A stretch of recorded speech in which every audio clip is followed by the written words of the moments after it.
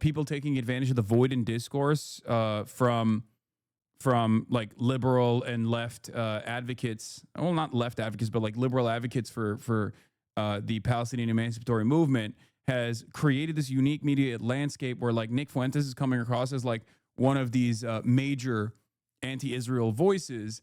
And I think he recognizes that because, look, part of the reason why I don't cover Nick Fuentes is one, because he has been for a very long time utterly irrelevant, unfortunately, has been platformed and revitalized his career directly as a consequence of like hanging out with Molestany, who openly talked about how he gave him a lifeline. And then, you know, going all the way to like hanging out with Kanye and even dining with the motherfucking current president.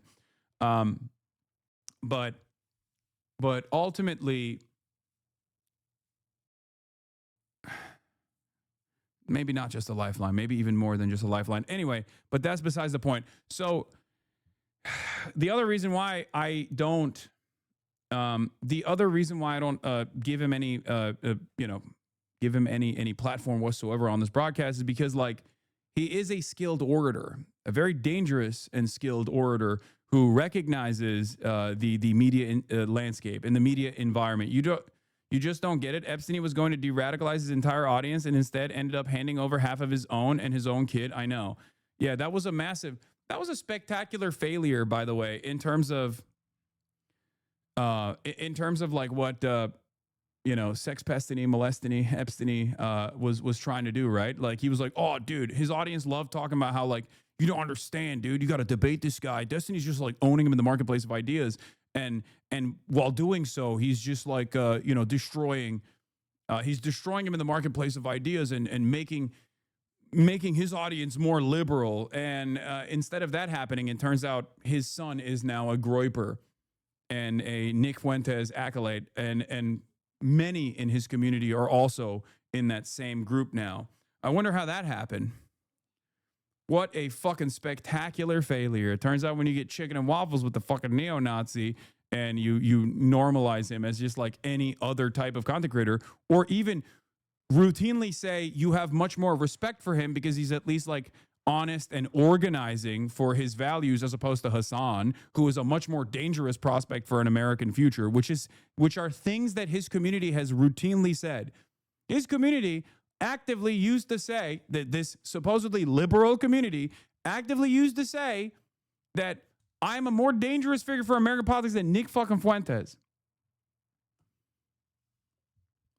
In any case, that's what happens when you're so viciously anti-communist, viciously anti-socialist, that like you're only predisposed with like harming and undermining the left flank of the supposed anti-fascist coalition that's supposed to exist in this goddamn country. Okay? Yeah, they have said that I am literally worse than Adolf Hitler.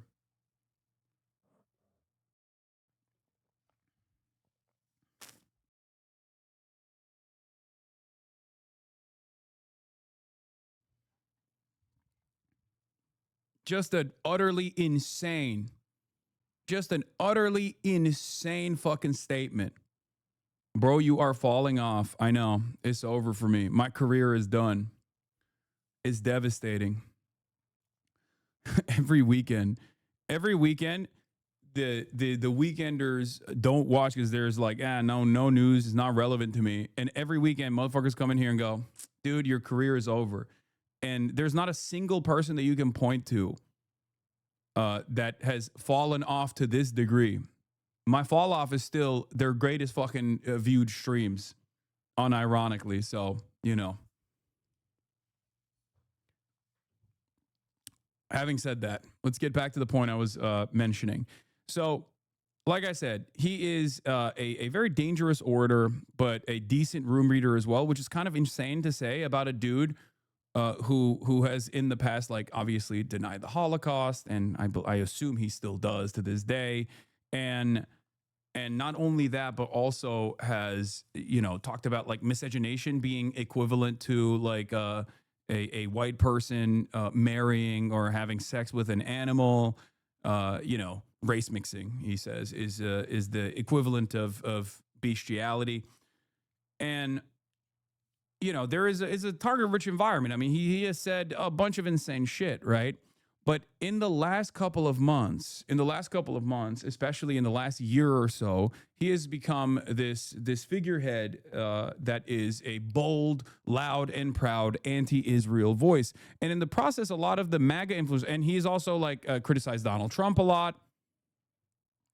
He criticized Donald Trump a lot as well, and he still continues to do so, saying Donald Trump is not aggressive enough with his mass deportation policies. But more so, if you look at this kind of stuff through the clip culture that we exist in, I explained it yesterday as the bizarro HasanAbi hater industrial complex, where my haters spend a good deal of time clipping me out of context to make me seem like a bad person, to make it seem as though I have really bad opinions, really reactionary opinions or whatever, right? If you want to present me in a negative light to an audience that is reactionary, you point to some of the jokes that I make about leftist jokes that I make to say he's being sincere here. He wants to kill all white people or whatever. If you want to make me look bad to a pro queer audience, you clip a weak moment of mine where I'm yelling at someone and you say he's transphobic. You want to clip me to a feminist audience. You go he's gone to a brothel. There are it's a target-rich environment, right? The opposite is being done for Nick Fuentes by his fans. If you see him just online, and this has happened with the Dan Bilzerians of the world as well, many other content creators have been able to take advantage of the clip culture, the clip culture environment that exists by basically presenting themselves as much more normal political figures that are if you watch him off of just clips that his audience is pumping out on TikTok and on Twitter and whatnot, you would think he's a left guy.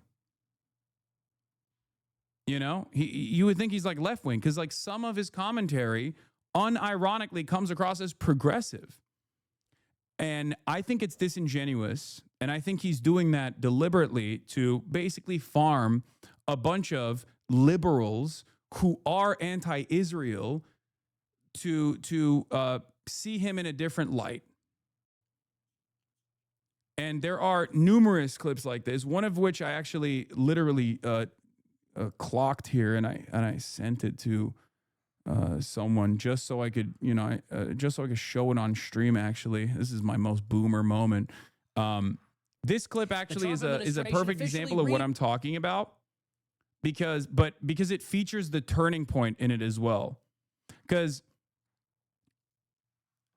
if you clip him in the first half, you think he's being progressive. And then in the second half, he actually reveals his true nature. Okay, let's take a look. Names the Department of Defense to the Department of War. Ooh, because as Trump says, we're not just on defense, we're also on offense. Sounds a lot cooler. And I don't know about you guys, but I'm just getting so sick of the slop, man. I'm done with the slop. Is that all this administration can do? It seems like this administration does two things.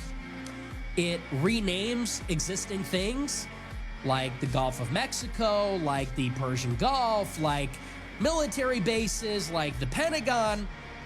It renames things.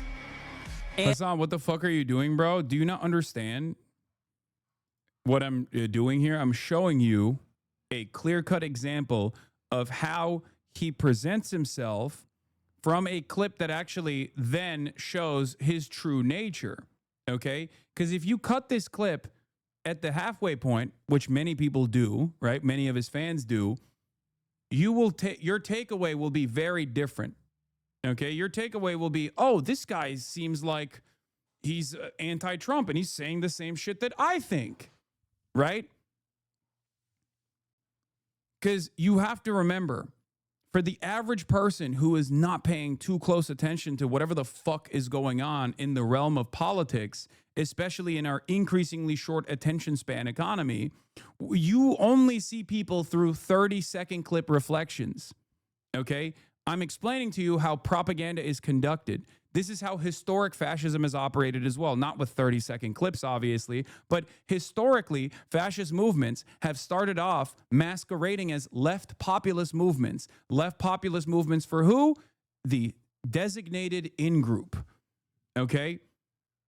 Whether it be, ironically enough, Israel in its inception, which was supposed to be this socialist project, but for the chosen people, or whether it be Germany's National Socialist Party, okay? The Nazis wanted to do socialism, but for the Volk, the chosen people, the Aryan people, okay? Except they weren't really invested in socialism at all. They just used the momentum and the popularity, the existing popularity of left populist statements. That's it. It is a way to package a nefarious agenda that is inherently violent and also directly antithetical to any sort of socialist development. Mussolini, yes, Mussolini was literally a Marxist revisionist. Exactly. I'm so annoyed because I want to watch the Mussolini thing that came out. Oh, God, I'm all over the place. There's a Mussolini TV show that came out that's really good apparently, but I can't fucking watch it in America, unfortunately, without a VPN. The Son of the Century, that tracks his like development, his political development. Okay. Yeah, Mussolini, Son of Century is the show I'm talking about. Anyway, so here, listen to the first half and then listen to the second half. This is the reason why I pulled this clip is because it shows how he presents himself and what his actual real opinions are. And it polices anti-Semitism. You can't get your FEMA rescue money. You can't get your Harvard grants and loans. You can't get citizenship or a visa in America. Is that all this administration can do? We were promised revolutionary change. We were promised vengeance. We were promised a golden age. And what we're getting is renaming things, and like the ADL is on steroids. The ADL is taking steroids. They're looks maxing. That's all this administration seems to do. Cracker Barrel, who could forget? I mean, think about it. That's all this administration does. They came in, they renamed the Gulf of Mexico to the Gulf of America. Oh, they renamed the Persian Gulf to the Arabian Gulf. They should have named it the Gulf of Israel, right? Change the names of the military bases back to Fort Bragg. Take that. And now this, they took the Cracker Barrel logo, brought it back to the original. Now we're changing the Department of Defense to the Department of War. And look, if the Trump administration was actually doing things, this would be a cool bonus. So, before you get to the last 30 seconds, look, the first 2 minutes of this 2-minute and 34-second video is, if it cuts away at that point, the first 2 minutes of this 2-minute and 34-second video comes across like he's anti-Trump, and he's saying that like the revolutionary changes that he promised, like uplifting American lives and all this stuff is just fake, and he's just simply pro-Israel, and he's just jiggling keys in front of his base of support. And a lot of those clips, a lot of his community recognize now that there is a major audience for this kind of commentary coming from a guy who is a fallen fan of Donald Trump. Okay?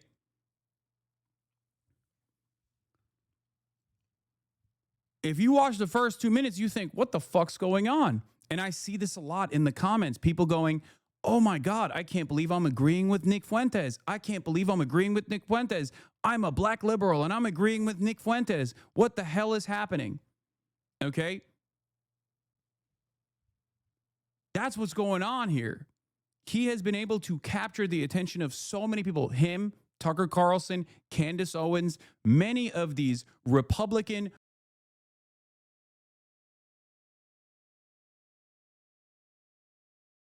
right-wing commentary people on the independent media side have been able to capture the attention of so many liberals.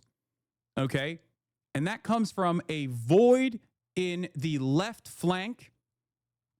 And it also stems from the reality that we are too predisposed with fighting against one another instead of ensuring that we have some semblance of messaging discipline on this issue, and also partially because the most moneyed side of the liberal media ecosystem is entirely pro-Israel. Okay?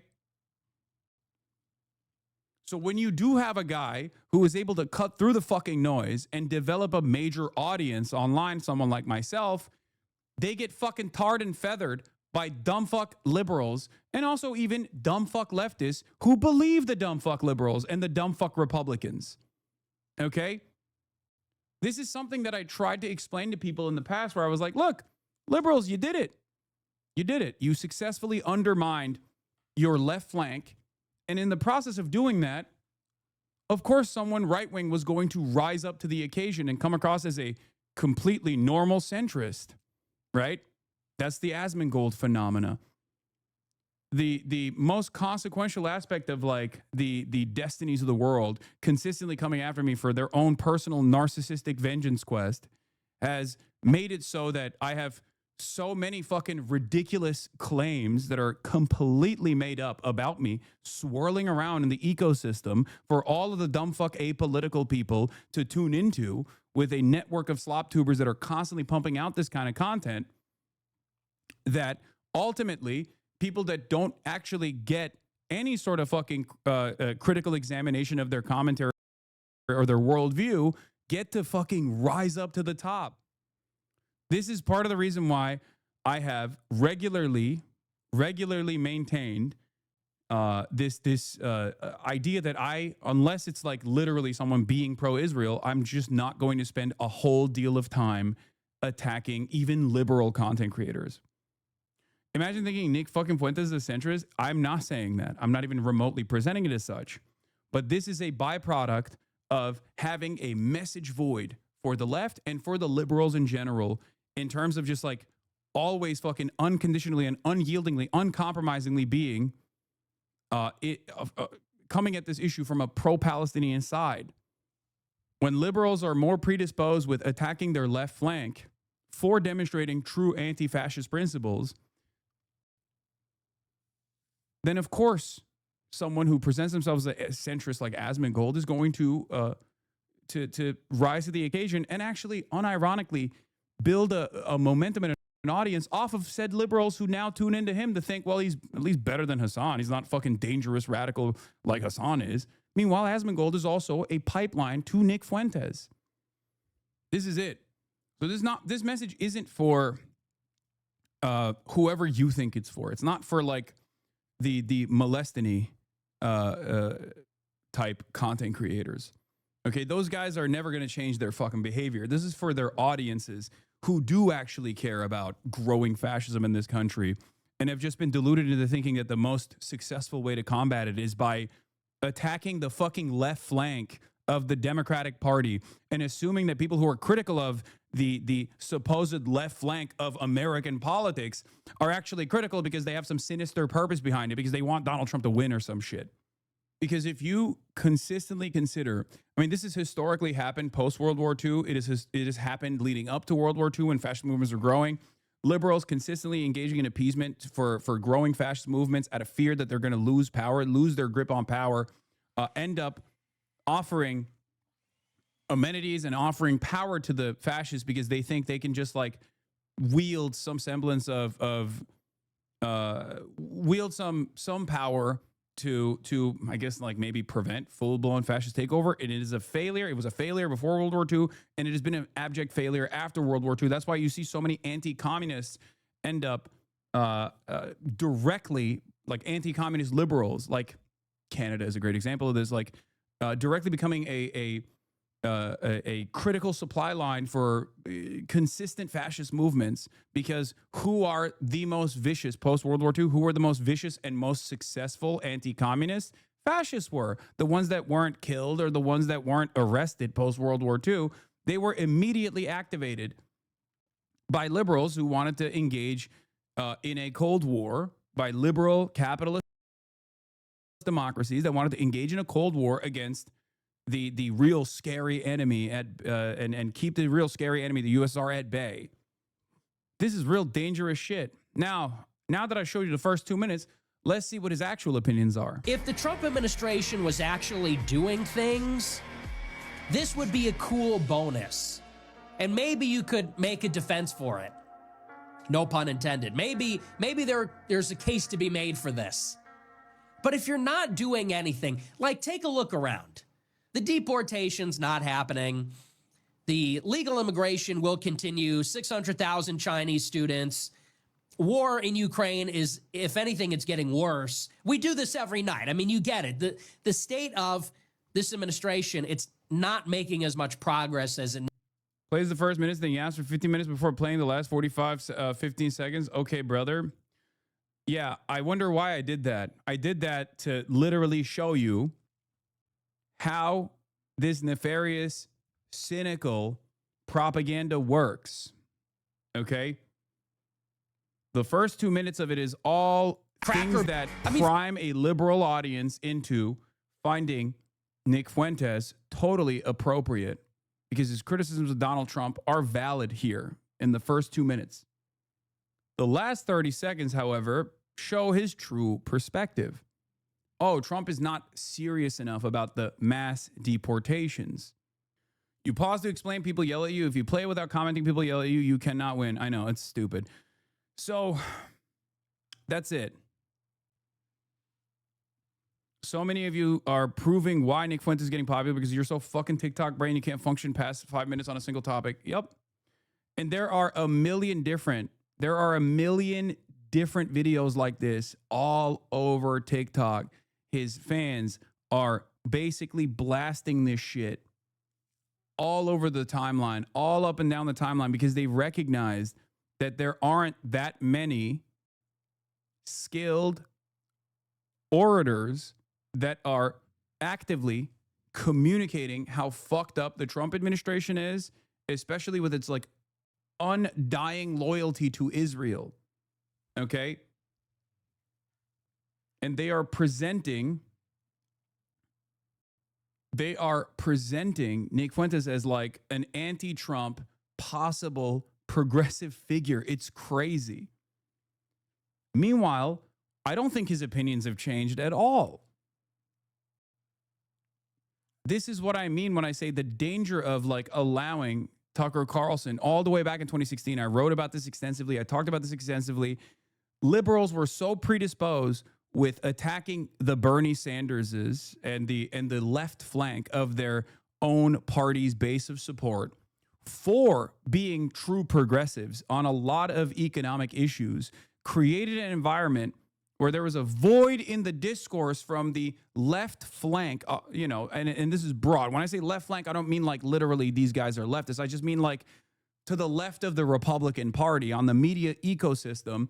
There were no voices that were actually channeling a true, earnest, economic populist message. So Tucker Carlson took advantage of that on Fox News every night and presented himself as one of the only voices that was actually channeling left-wing economic populism. For years, he did this. Okay? For years, he did this. And a similar thing is now happening with Israel. Okay? That's it. There's a reason why people think like, well, some of the most, visible, some of the most like, some of the loudest voices for Palestinian emancipation are right-wingers and far-right people.